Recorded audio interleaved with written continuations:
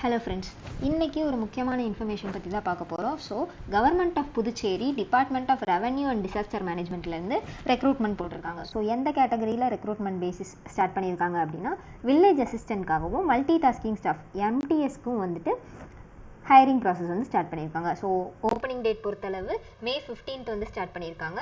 Application closing date பார்த்துக்கிட்டிங்க அப்படின்னா June 14th வந்து close பண்ணிடுவாங்க அப்படின்றத மென்ஷன் பண்ணியிருக்காங்க.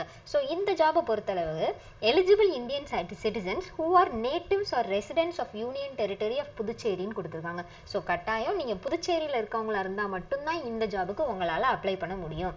ஸோ இதில் வில்லேஜ் அசிஸ்டன்ட் கேட்டகரியில் உங்களுக்கு பே லெவல் எப்படி இருக்கும் அப்படின்னா, லெவல் 2ல் உங்களுக்கு சேலரி இருக்கும். டோட்டல் நம்பர் ஆஃப் வேகன்சிஸ் பார்த்துக்கிட்டிங்க அப்படின்னா 54 வேகன்சிஸ் இருக்குது வில்லேஜ் அசிஸ்டன்ட்க்கு. ஸோ கேட்டகரி வைஸ் ஸ்பிளிட்டப்ஸ் கொடுத்துருக்காங்க. அன்ரிசர்வ்டாக இருந்தீங்க அப்படின்னா 22 வேகன்சி இருக்குது. எம்பிசியாக இருந்தீங்கன்னா 10 வேகன்சி இருக்குது. எஸ்சியாக இருந்தால் 9, ஓபிசியாக இருந்தால் 6, இடபிள்யூஎஸ், இபிசி, பிசிஎம் எல்லாத்துமே கேட்டகரி வைஸ் கொடுத்துருக்காங்க. எம்டிஎஸ் பொறுத்தளவு டோட்டல் நம்பர் ஆஃப் வேகன்சிஸ் பார்த்துக்கிட்டிங்க அப்படின்னா 9 வேகன்சி இருக்குது. அன்ரிசர்வ் கேட்டகரியில் 4 வேகன்சி போட்டிருக்காங்க. நெக்ஸ்ட் பார்த்துக்கிட்டிங்க அப்படின்னா, எஜுகேஷனல் குவாலிஃபிகேஷன் எலிஜிபிலிட்டி க்ரைட்டீரியா என்ன, இந்த வில்லேஜ் அசிஸ்டன்ட் போஸ்ட்டுக்கு நீங்கள் அப்ளை பண்ணணும் அப்படின்னா கட்டாயம் நீங்கள் 10th பாஸ் பண்ணியிருக்கணும். அதோடு சேர்த்து கண்டிப்பாக உங்ககிட்ட மினிமம் 3 months சர்டிஃபிகேட் கோர்ஸ் வந்து கம்ப்யூட்டர் ஸ்கில்ஸில் உங்களுக்கு இருக்கணும் அப்படின்றத மென்ஷன் பண்ணியிருக்காங்க. அதே நீங்கள் எம்டிஎஸ் போஸ்ட்டுக்கு அப்ளை பண்ணுறீங்க அப்படின்னா, மல்டி டாஸ்கிங் ஸ்டாஃப்க்கு கட்டாயம் நீங்கள் 10th பாஸ் பண்ணியிருந்தீங்க அப்படின்னா எம்டிஎஸ் போஸ்ட்டுக்கு நீங்கள் தாராளமாக அப்ளை பண்ணிக்கலாம். ஏஜ் லிமிட்டுமே கொடுத்துருக்காங்க category wise. So age relaxation பார்த்துக்கிட்டிங்க அப்படின்னா, நீங்கள் எம்பிசி, ஓபிசி, இபிசி, பிசிஎம் கேட்டகரியில் வருவீங்க அப்படின்னா உங்களுக்கு 3 years வரைக்கும் ஏஜ் ரிலாக்ஸேஷன் இருக்குது. எஸ்சி கேட்டகரியில் இருக்கீங்க அப்படின்னா உங்களுக்கு 5 years வரைக்குமே ஏஜ் ரிலாக்ஸேஷன் இருக்குது. அதை தவிர்த்து X serviceman, widow, meritorious sports person எல்லாருக்குமே வந்து ஏஜ் ரிலாக்ஸேஷனுமே தனியாக இந்த டேப்லர் காலமில் மென்ஷன் பண்ணியிருக்காங்க. நேட்டிவிட்டி சர்டிஃபிகேட் வந்து கண்டிப்பாக நீங்கள் ப்ரொவைட் பண்ணுற மாதிரி இருக்கும்னு மென்ஷன் பண்ணியிருக்காங்க. அண்ட் தென் பார்த்துக்கிட்டிங்க அப்படின்னா category wise community certificate. So நீங்கள் எஸ்சி, எம்பிசி, ஓபிசி எந்த கேட்டகரியில் வருவீங்களோ கட்டாயம் அந்த கேட்டகரியோட சர்டிஃபிகேட் உங்ககிட்ட இருக்கணும்னு மென்ஷன் பண்ணியிருக்காங்க.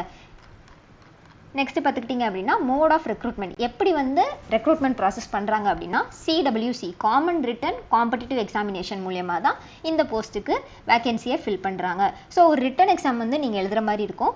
டோட்டலாக 100 மார்க்ஸு 2 hours எக்ஸாம் வைப்பாங்க. Each question carries 1 mark. So 100 questions 100 marksக்கு நீங்கள் எழுதுகிற மாதிரி இருக்கும். ஸோ இதில் சிலபஸ்மே கிளியராக கொடுத்துருக்காங்க. General intelligence, reasoning and quants, ரீசனிங்கும் குவான்ஸும் ஒரு செக்ஷனு, சயின்ஸ் சோஷியல் ஒரு section, general studies current affairs ஒரு section, English language comprehension. So இந்த 4 டாபிக்ஸுமே நீங்கள் ஃபுல்லாக கவர் பண்ணுற மாதிரி இருக்கும்.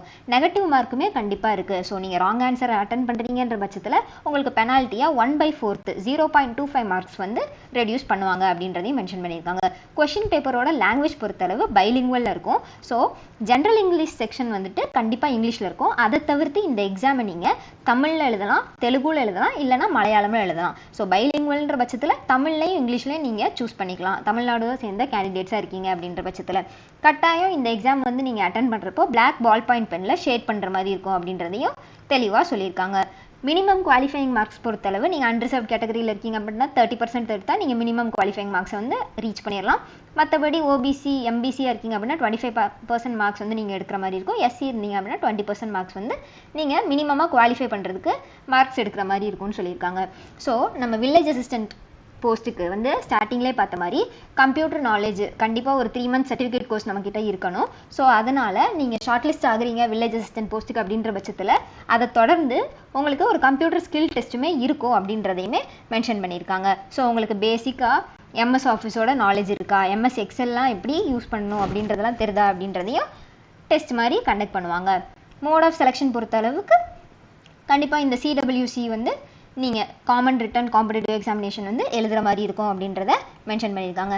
அண்ட் தென் பார்த்துக்கிட்டிங்க அப்படின்னா அஃபிஷியல் வெப்சைட்டில் ஆன்சர் கீயுமே பப்ளிஷ் பண்ணுவாங்க அப்படின்னு சொல்லியிருக்காங்க. அஃபிஷியல் வெப்சைட் வந்து இங்கே மென்ஷன் பண்ணியிருக்காங்க recruitment.py.gov.in. ஸோ இந்த வெப்சைட்டில் தான் வந்து நம்ம எல்லாமே பார்த்துக்கிற மாதிரி இருக்கும். ஸோ இதை தவிர்த்து இந்த நோட்டிஃபிகேஷனில் வேறு என்னெல்லாம் சொல்லியிருக்காங்க அப்படின்னா, ஃபோட்டோ எந்த மாதிரி இருக்கணும், சைன் எப்படி இருக்கணும், ஸோ அது எல்லாமே டிஸ்கஸ் பண்ணியிருக்காங்க. ஸோ இன்ட்ரெஸ்ட்டும் எலிஜிபிலிட்டி இருக்க கேண்டிடேட்ஸ் வந்து கட்டாயம் இந்த நோட்டிஃபிகேஷனை ஃபுல்லாக படித்து பார்த்துட்டு அதுக்கப்புறம் அப்ளை பண்ணுங்கள்.